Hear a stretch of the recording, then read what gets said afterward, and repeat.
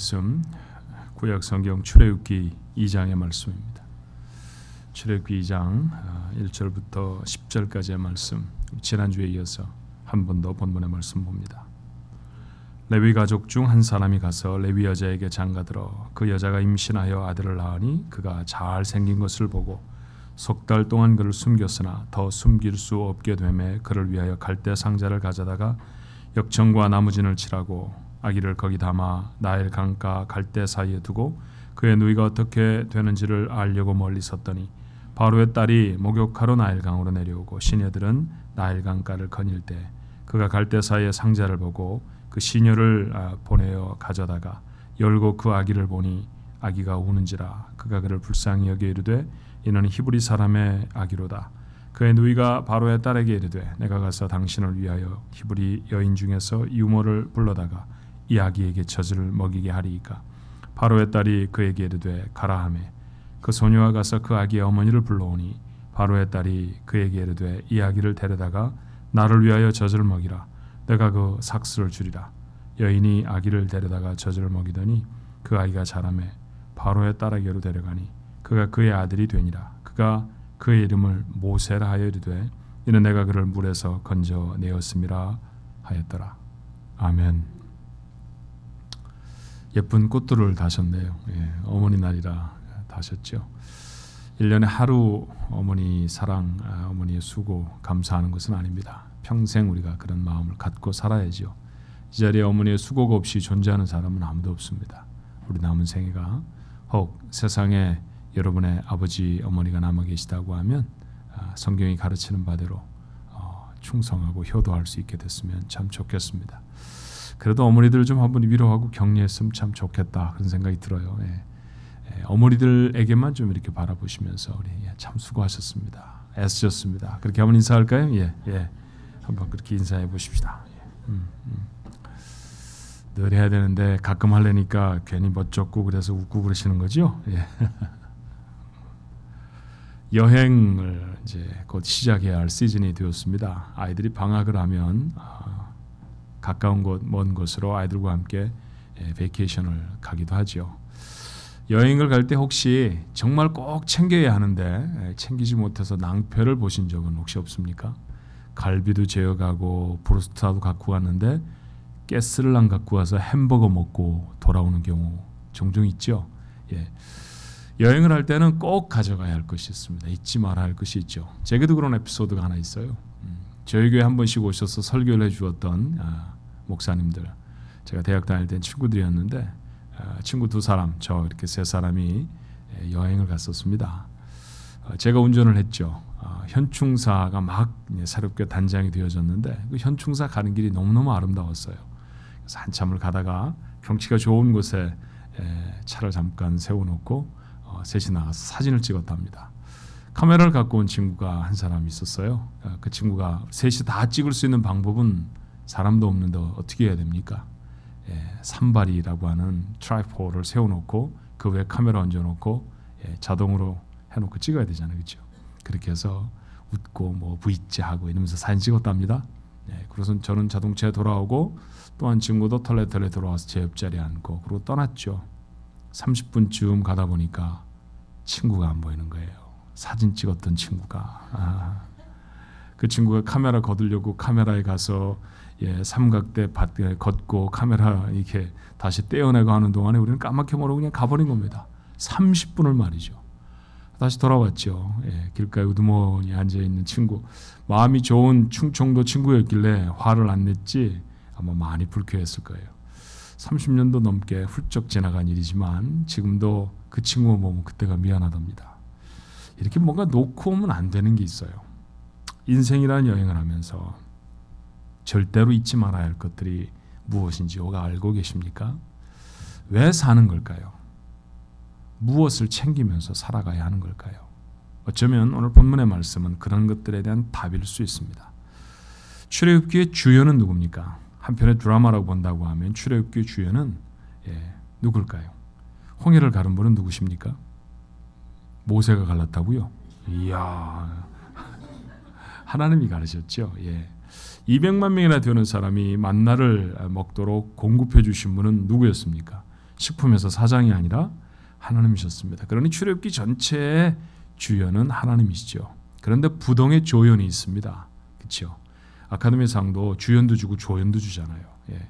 이런 부동의 조연이 있다고 하면 그 사람은 모세입니다. 오늘 본문의 말씀은 그 모세가 어떻게 탄생했는지, 어떻게 생존하게 되어졌는지, 애굽의 왕자가 어떻게 되어졌는지 그 경위를 설명하고 있어요. 그 시작은 이렇습니다. 오늘 1절의 말씀이죠. 레위 가족 중 한 사람이 가서 레위 여자에게 장가를 들어. 저는 사실 이런 표현을 별로 글을 쓰면서 사용해 본 적이 없습니다. 왜냐하면요, 경제적으로 사용한 글들이 아니에요. 그리고 보통의 서술 방식과는 좀 다릅니다. 왜냐하면 누가 태어났다, 그래서 태어난 부모가 누구다라고 말하려고 하면 아버지 이름 얘기하고 어머니 이름 얘기하는 게 맞습니다. 그런데 아버지도 어머니도 다 생략했어요. 그것보다는 그 아버지의 출신이 어딘가, 그 어머니의 출신이 어딘가가 더 중요했습니다. 그것도 하나로 묶어서 레위 족속 중에 한 남자와 한 여자가 이렇게 설명했으면 좋았을 터인데 비경제적이죠. 2번씩이나 레위 가족 중 한 사람이 가서 또 그 다음에 뭐라고 돼 있죠? 레위 여자에게 장가를 들어. 반복해 이런 것들을 말하는 까닭이 있어요. 성경은 한 귀절 한 귀절, 조사 하나, 형용사 하나, 전치사 하나까지도 하나님이 의도하신 대로 기록되어져 있는 매우 놀랍고 정교한 기록들입니다. 이렇게 반복해 기록한 데에는 까닭이 있는 것이죠. 결국 이런 얘기입니다. 하나님은 정말 순수한 레위 사람 중에 한 사람, 그 사람 중에 한 사람을 선택해서 모세로 삼으셨고 이스라엘의 구원자로 선택하셨다라는 것이죠. 레위 사람이라는 것이 강조점입니다. 레위인은 어떤 사람들일까요? 레위라고 하는 것은 어떤 남자의 이름입니다. 그는 야곱의 12명의 아들 중에 세 번째 아들이죠. 레위에 관해서는 자세히 기록된 부분이 사실 성경 속에 없습니다. 매우 호전적인 사람이라는 것만 희미하게 발견할 수 있을 뿐이에요. 그래서 이런 질문이 가능하지 않습니까? 사실 저는 그렇게 질문했죠. 왜 하나님 하필이면 레위의 후손으로 이스라엘의 구원자를 삼으셨을까? 여러분 그런 의문을 가져보신 적이 없나요? 왜 하필이면 레위의 후손이었을까요? 사실 야곱에게는 더 유명한 아들들이 많지 않습니까? 우선 아들들 그러면 첫 번째로 꼽아야 되잖아요. 어머니의 영원한 로망, 어머니들이 영원한 사랑 누굽니까? 맏아들 아니에요? 그렇죠? 그 맏아들, 야곱에게도 맏아들이 있었습니다. 12지파의 맏이는 르우벤이죠. 살면서 실수를 좀 하기는 했습니다. 아버지의 첩을 건드리는 아주 큰 죄를 범했죠. 그래서 만약에 그런 잘못 때문에 그가 선택될 수 없었다고 하면 차선은 유다입니다. 그렇지 않아요? 유다는 어떻습니까? 후에 이스라엘 민족 전체를 뜻하는 말이, 물론 자기들이 한 말은 아니라 포로 시절 이후에 외국인들이 붙여준 이름이기도 하지만 이스라엘 백성 전체를 우리는 유대인, 구약 성경에는 유다인 이렇게 말하잖아요. 그러니 그 이름, 이 전체 백성의 대표가 되어지는 것처럼 그 사람 중에 구원자가 나오면 어떨까요? 더군다나 더 예수님은 어떤 지파의 사람이셨습니까? 바로 이 유다의 후손이었거든요. 그러니까 유다 사람 중에서 구원자가 나타나면 정말 괜찮을 텐데 그것도 아니었습니다. 만약 그런 것도 아니라고 하면 저는 요셉이 좋다고 생각해요. 가장 성공한 아들이죠. 그리고 지금 이집트에 생존해 있는 모든 히브리 사람들은 이 사람 때문에 이집트에 살기 시작했고요. 이 사람 때문에 잘 살았습니다. 이집트 사람들 전체도 다른 아들들의 이름은 잘 모를지 몰라도 말이에요. 이 요셉이라는 사람의 이름은 잘 알 거예요. 가장 유명한 야곱의 아들이죠. 그런데 하나님은 요셉의 지파에서 구원자를 선택하지 않으셨습니다. 특별할 것이라고는 하나도 없는 레위의 후손 중에서 모세가 선택되어집니다. 여기에 무슨 의미가 있는 것은 아닐까요? 레위인을 곰곰이 묵상을 했습니다. 그랬더니 특별한 게 좀 있기는 있더라고요. 야곱의 12명의 아들들이 각각 다 부족을 이루었습니다. 우리 성경에는 지파 그렇게 표현하고 있는데 그건 한 부족이지요. 각각 다 부족을 이루었지만 그 시작되어진 아들의 이름으로 부족의 사람들을 통칭하는 경우는 없어요. 자, 무슨 말씀이냐 하면 야곱의 아들들 중에 르우벤, 시므온, 단, 요셉 이런 사람들이 있었습니다만 여러분 이런 얘기 들어보셨나요? 르우벤인, 시므온인, 단인, 또는 무슨 요셉인, 한 번도 그런 얘기를 들어본 적이 없어서 말하면서도 굉장히 어색하죠. 그렇게 불리워진 적이 없었습니다. 그런데도 불구하고 레위 사람들은 레위인이라고 불렀어요.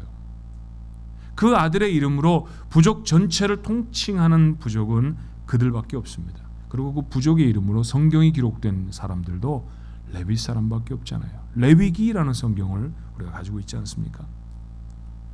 이들은 애굽을 탈출할 때 죽을 뻔했던 히브리 사람들의 장자를 대신해서 하나님이 이스라엘 사람들에게 요구하신 부족입니다. 이후에 그들은 대제사장의 직분에서부터 작게는 성전의 문지기에 이르도록 하나님의 성전 또 제사와 관련된 일에만 종사하며 살았어요. 생산적인 활동을 할 수 없었기 때문에 그들은 소득이 없었습니다. 그래서 이스라엘 백성은 모두 다 11조를 드려야 했죠. 그 가장 중요한 이유는 레위인을 부양하기 위함이었습니다. 그들이 유명해진 까닭은 말이에요. 이렇게 부족의 이름이 곧 그 아들의 이름이 곧 부족의 이름이 되어질 정도로 유명해졌던 까닭은 조상의 덕이 사실은 아니죠. 레위라는 사람은 말씀드렸던 것처럼 대단히 뛰어난 사람이 아니었습니다. 그럼에도 불구하고 저들이 특출한 사람들이 되어줄 수 있었던 까닭은 그들이 맡은 일 때문이었어요. 그리고 그 일은 제사에 집중된 성전 봉사였습니다. 오늘 우리의 개념으로 말하면 무엇일까요?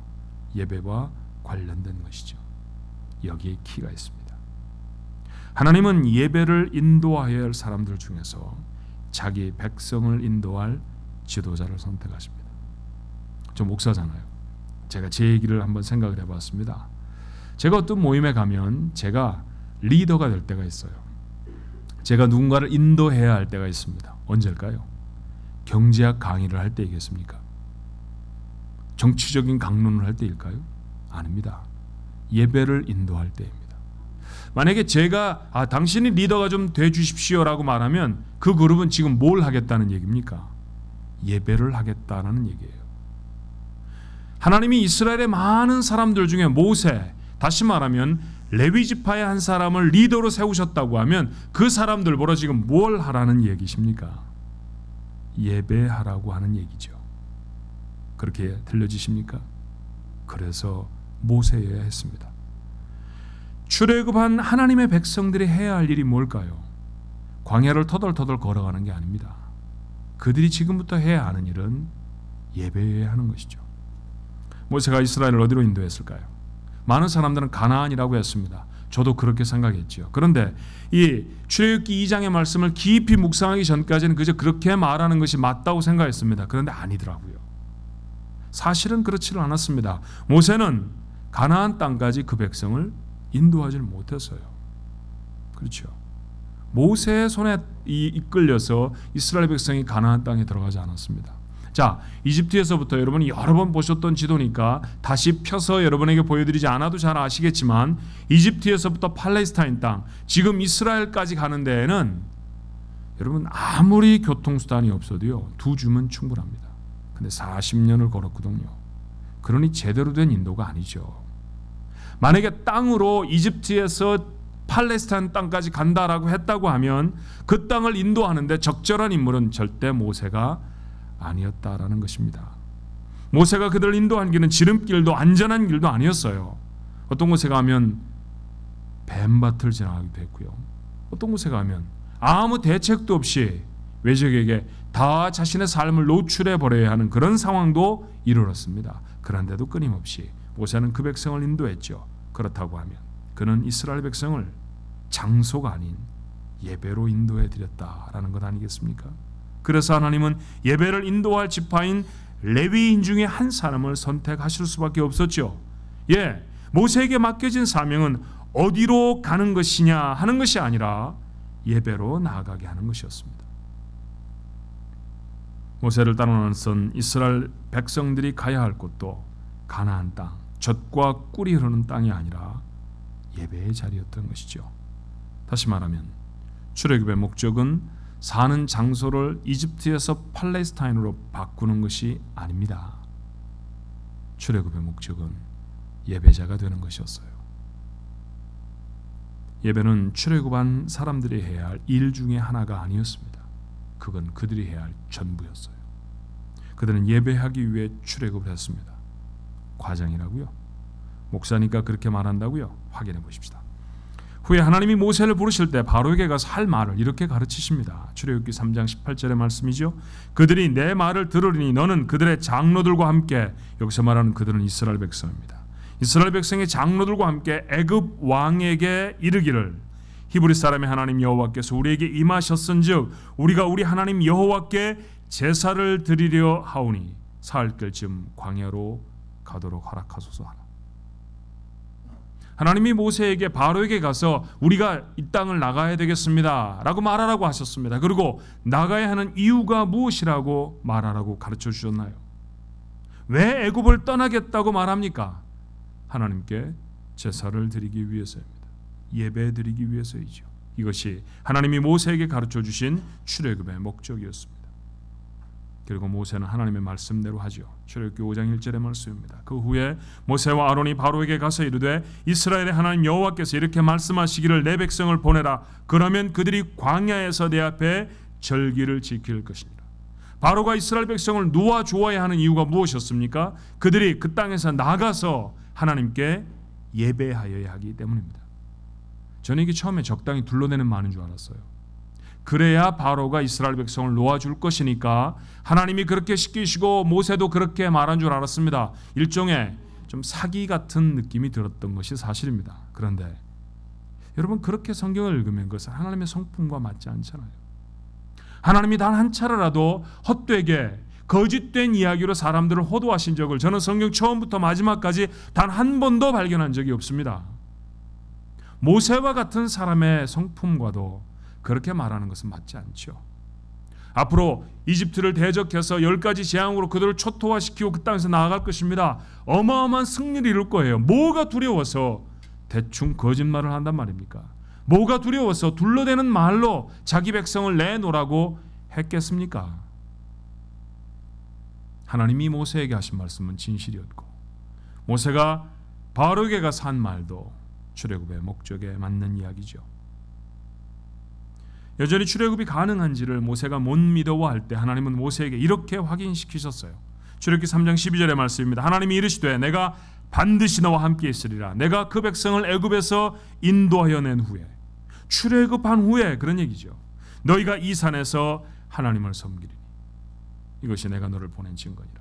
저 같으면 이렇게 말을 들어야 속이 후련했을 것 같아요. 제가 두렵습니다.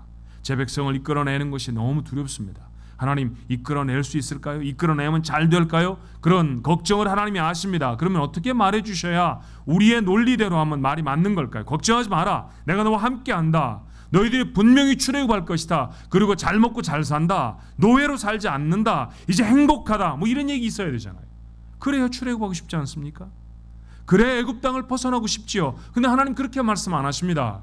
너희가 반드시 출애굽할 것이다. 그리고 예배하게 될 것이다. 그것이 내가 너와 함께하는 증거다. 그것이 출애굽의 목적이다. 하나님은 이스라엘 백성을 예배하게 하기 위해서 애굽에서 꺼내셨습니다. 거꾸로 돌려서 말해볼까요? 예배하지 않는다면 출애굽할 이유가 없는 것이죠. 하나님은 이스라엘 백성을 예배할 수 있도록 압제에서 풀러 해방시키셨습니다. 그들이 불쌍해서만이 아니라 그들이 그렇게 압제와 억압 속에 풀러져야 고난의 짐들을 내려놓아야 예배할 수 있게 되기 때문입니다. 하나님 그들이 예배할 수 있도록 먹이셨고 입히셨습니다. 출애굽은 우리의 구원의 사건이죠.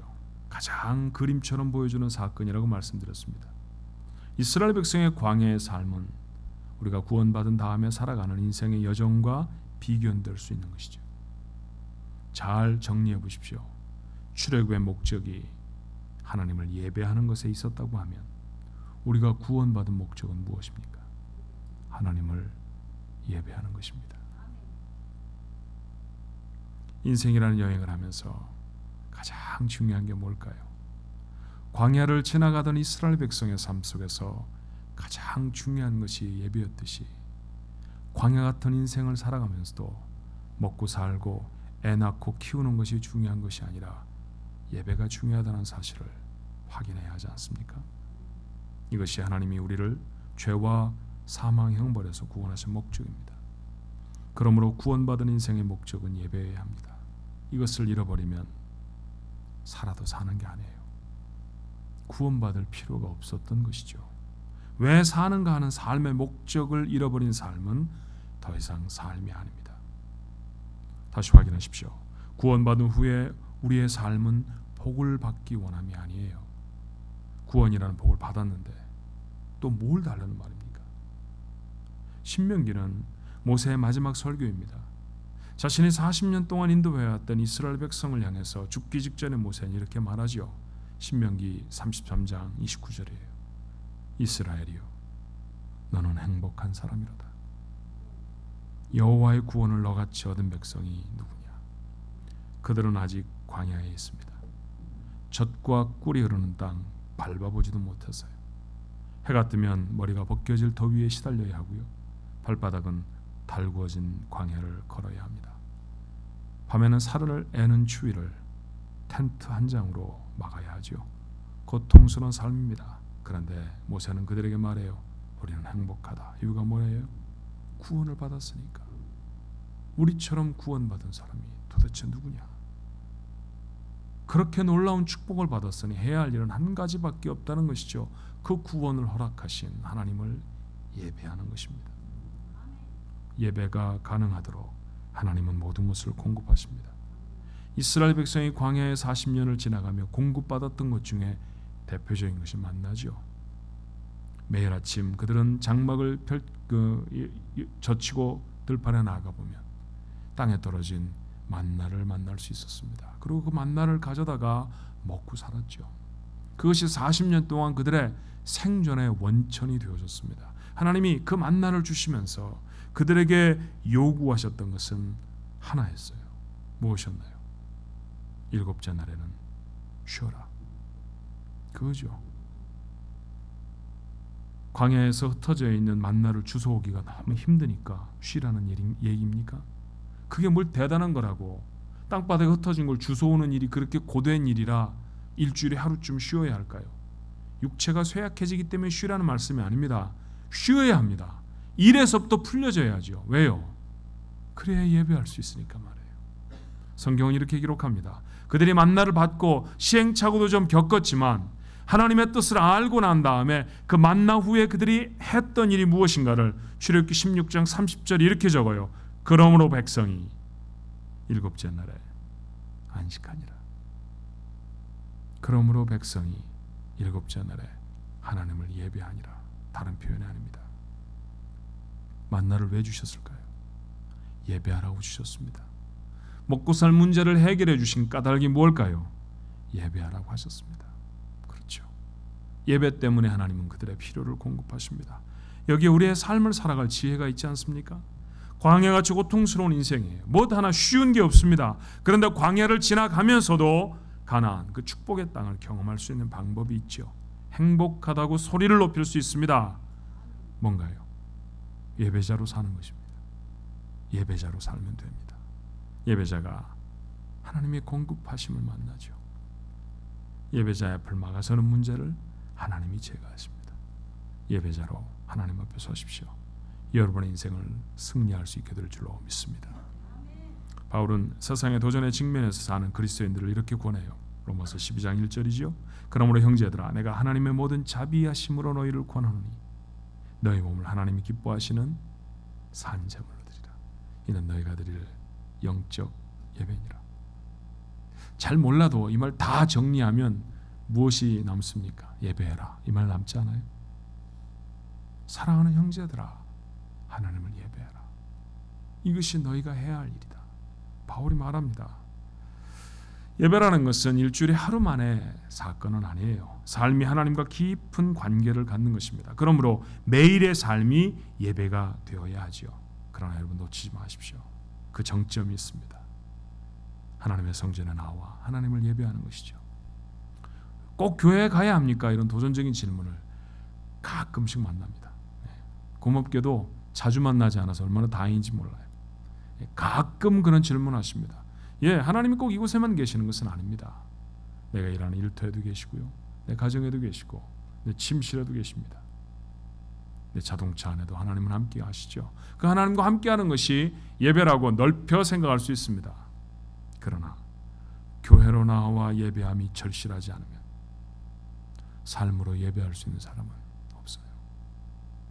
여러분, 그렇지 않아요? 하나님의 성전을 향한 간절한 소원이 없는 사람들이 자기의 삶 속에서 하나님을 예배한다고요? 그는 말만 그럴듯한 거짓말입니다. 사랑하는 성도 여러분, 예배를 사랑하십시오. 사랑해야만 합니다. 그것이 살아갈 삶의 목적이기 때문이에요.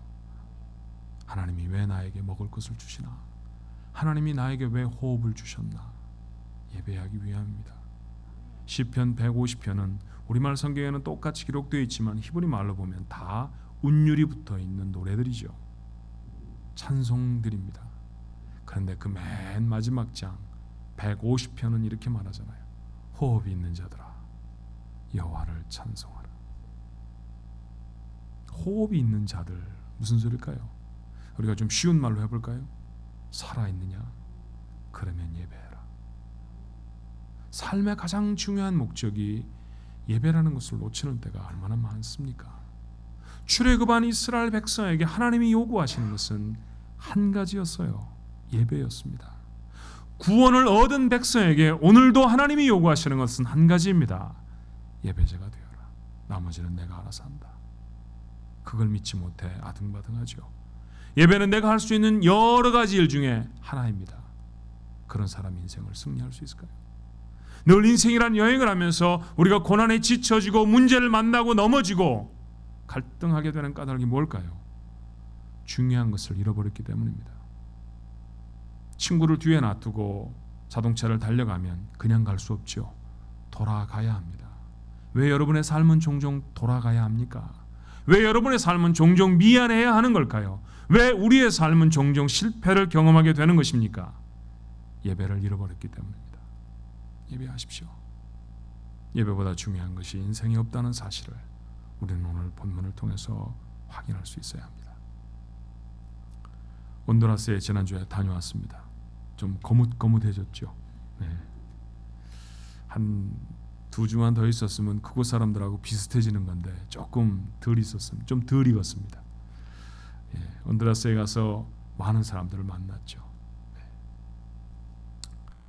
이런 사람들입니다. 예쁘게 생겼어요. 저보다 좀 작지만 좋은 사람들입니다. 저희가 지어놓은 몽케카구아 교회 바로 곁에 사는 성도의 가정입니다. 그 다음 사진은 저희 교회가 짓고 있는 교회예요. 저 정도까지 완성이 되었습니다. 이번 주에 창문과 문을 다 합니다. 저기 창문을 기하학적으로 여러 개 뚫어놓은 것은 유명한 건축가가 설계를 해주었어요. 여기서 사진으로 보기엔 정확하지 않습니다만 저 동네에서 가장 높은 언덕 위에 있습니다. 그래서 저 창문을 통해서는 동네를 다 볼 수 있어요. 창문이 20개나 된답니다. 한 100명밖에 앉을 수 없는 자리에 말이죠. 그곳에 소나무로 예쁘게 나무를 달면 그곳에서 해를 따라 들어오는 빛이 예배당 안에 가득해지는 정말 예쁜 교회입니다. 아마 저희가 드린 건축 원고물에 이제 마무리가 되어질 거예요. 그런데 여러분, 저 주변에 사는 사람들이 얼마 전까지만 해도 읍내에 있는 예배를 드리기 위해서는 7시간을 걸어야 했습니다. 70분이 아니에요. 7시간 돌짝길을 걷는데 자동차가 오르내리기도 힘들 정도의 언덕과 내리막이었어요. 그런 길을 그들은 걷습니다. 한때 9시에 예배를 시작했던 때가 있었대요. 선교사님은 그런 말씀하십니다. 9시 예배에 참석하기 위해 저곳에 사는 사람들이 새벽 2시에 집을 나서야 했습니다. 가슴이 먹먹해지더라고요.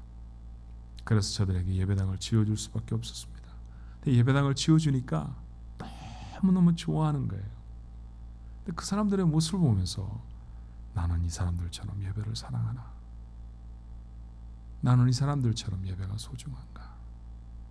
7시간을 걸어서 예배 장소로 나아갈 열심이 있는가? 어쩌면 제가 이 설교를 마음에 두고 묵상하며 선교지를 방문하던 동안이었으니까 그랬겠습니다마는 우리보다 훨씬 가난하게 살고 우리보다 훨씬 못 배웠고 솔직히 말하면 우리보다 좀 못생겼더라고요. 근데 그 사람들이 저보다 인생을 더 잘하는 것 같아요. 인생을 살아가면서 무엇을 해야 하는지를 우리보다 더 확실하게 아는 것 같아요. 예, 우리는 그들보다 좋은 옷을 입습니다. 우리는 그들보다 더 좋은 음식을 먹죠. 우리는 그들보다 더 편안하게 삽니다. 그런데 인생이 무엇인지 모르는 건 아닙니까? 누군가가 왜 사느냐고 물으면 오늘 이후에 대답은 하나였으면 좋겠어요. 예배하기 위해 삽니다.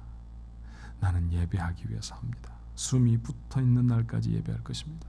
내 인생의 가장 중요한 것도 예배고 그래서 가장 힘쓸 것도 예배입니다. 오늘부터 예배하기 위해 사십시오. 매일매일을 하나님을 기억하는 예배자로 살아야 합니다. 그리고 교회로 나와 예배하십시오. 최고의 정성으로 열망을 담아서 하나님을 예배하는 자, 그가 인생을 최고로 살아내는 사람입니다. 이게 여러분의 모습이었으면 참 좋겠습니다. 기도하십시다.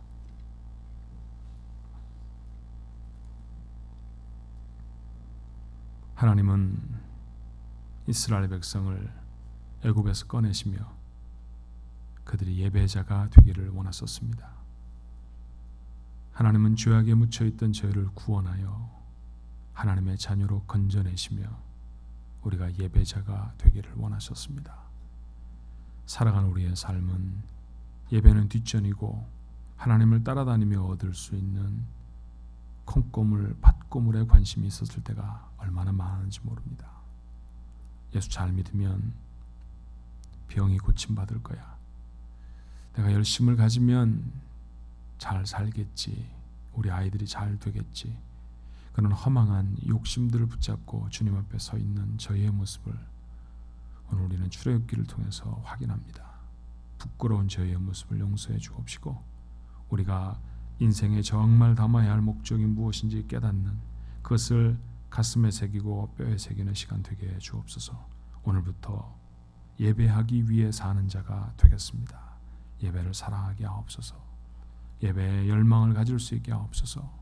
우리를 만나시는 우리 하나님의 놀랍고 크신 은혜가 예배 중에 임할 수 있도록 도와주옵소서. 예배하는 자들로 세상을 살아서 후회 없고 부끄러움이 없는 인생을 살아내는 오늘 이 자리에 모인 하나님의 사람들 되게 해 주시옵소서. 예수님 이름으로 기도하옵나이다.